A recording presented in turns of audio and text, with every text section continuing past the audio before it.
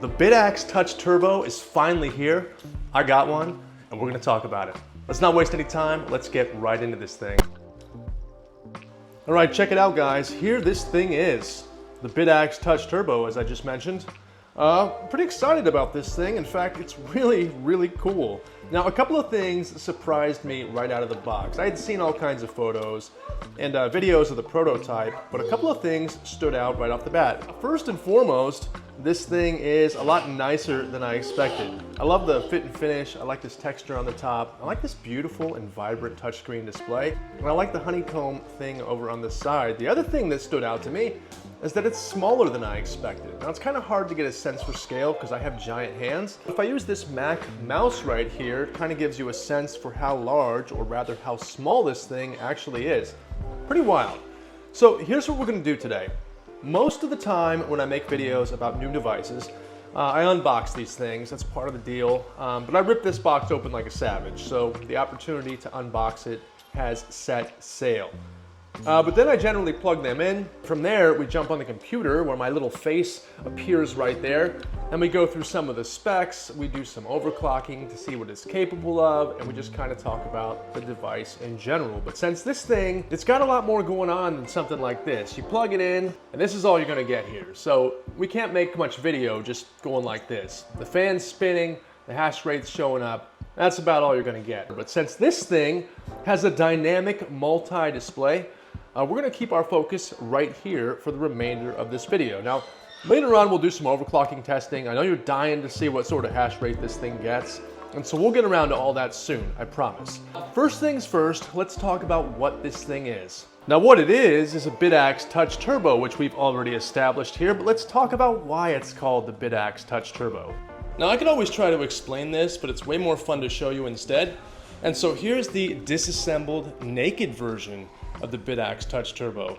Now, this gives you a sense for what's going on inside of this device. Here we have a Bitaxe Gamma Turbo, or 801, same thing as this device right here, with the touchscreen. So combine a Bitaxe Turbo with the touchscreen, and the Bitaxe Touch Turbo is what you get. So this kind of gives you a sense for how this is packaged in here. This is actually the bottom of the device. As you can see, I have it flipped over so I can put this bottom cover back on. This is actually the bottom of the board, but when it's upright, it would look something like this. Now, I made a lot of mentions of the fact that there is a Gamma Turbo inside of this thing, but I'm sure there's a few people watching who don't know what a Gamma Turbo is. And so, to bring everyone up to speed, this is the Gamma Turbo. Now, this is a Bitaxe, but it's not the traditional classic Bitaxe Gamma that everyone knows and loves. This is a newer version of it, and it's got some key improvements. This thing has two BM1370 chips instead of one. This thing is 12 volt instead of 5 volt. It has this XT30 connection, that's the yellow thing right there. Instead of a barrel jack, it's got this monstrous heatsink that kind of looks like a character out of Star Wars. It's got this top mount fan, and you can overclock these things like crazy. And so for that reason, I did some testing with these. They survived some brutal torture testing. I got 5 terahashes a second out of one of these devices, actually this one right here, and they earned my respect. And so as soon as I heard they were gonna do something new and interesting with this thing as the platform, it piqued my interest. I had to check it out, and I was very excited. So that's a little breakdown about what the Gamma Turbo is. Now, here's your fun fact for the day. This one was built in the United States by a company called OSM.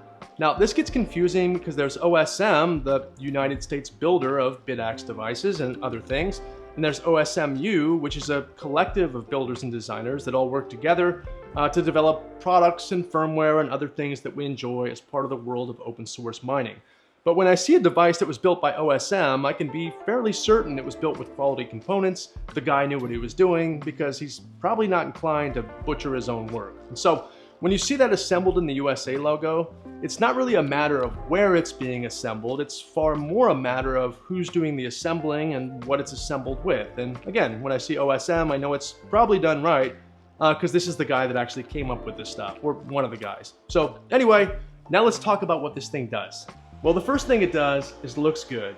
And I know that's very low on the list of priorities, especially when it comes to Bitcoin mining. But who doesn't want something that looks good on display? Now, this may be important to you, maybe it's not, but the nice thing about this thing is it's going to look good wherever you decide to display it. And speaking of displays, let's talk about the display because that's the big feature of the Bitaxe Touch Turbo. Now this is the main screen, it's the first screen, and it's kind of a general overview, and it provides all the stats for this device. So you've got things like your hash rate, the total watts that you're consuming, the best share, you've got the number of valid and invalid shares submitted to the pool during this session, you've got your chip temps and your fan speed, and you've got some information about the hardware and the pool. Moving on, you've got the current block height. That's the block that this thing is mining right now, trying to solve. And it would be amazing if it hits it, but it probably won't, although it would make for an incredible video that would get a lot more views if it did. The next screen is going to be mempool. That's going to show us all the blocks that have been hit recently, their block height, and then of course the pool that hit them. Now most of the time there are 3 to 5 pools that generally get the lion's share of the blocks. They've got massive hash rates, and so that's why they're generally the ones that are solving the blocks. But occasionally you'll see a miner with their own node or CK pool or public pool, and those are the ones that I really want to see. Even if it's not me, it's always nice when a solo miner gets one and encourages everyone in the solo mining community, and it's always nice to root for the underdog. You can also go back and you can kind of check out the history of some of the previous blocks, just in case you're curious. You got this is the time, which tells you the time. Not terribly exciting, but it's a nice function to have in case you don't have a watch or access to anything else. And of course, it kind of makes this thing a little bit stealth if you want to just have it blend in somewhere. Now this is going to be the Bitcoin price, which is going to take a second to load. Oh, there it is. We've got the Wi-Fi screen, which is kind of cool for a couple of reasons. Most of the time with these devices, when you set them up, it goes like this. You plug the thing in, you have to search for the Wi-Fi network on your phone. That will conjure up a screen that allows you to input your Wi-Fi credentials.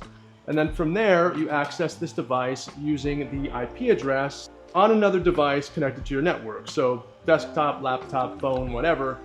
But with this, you don't need that because you can do all of that stuff from this screen right here. So it's kind of an added bonus, and it makes this thing a little more self-sufficient than most.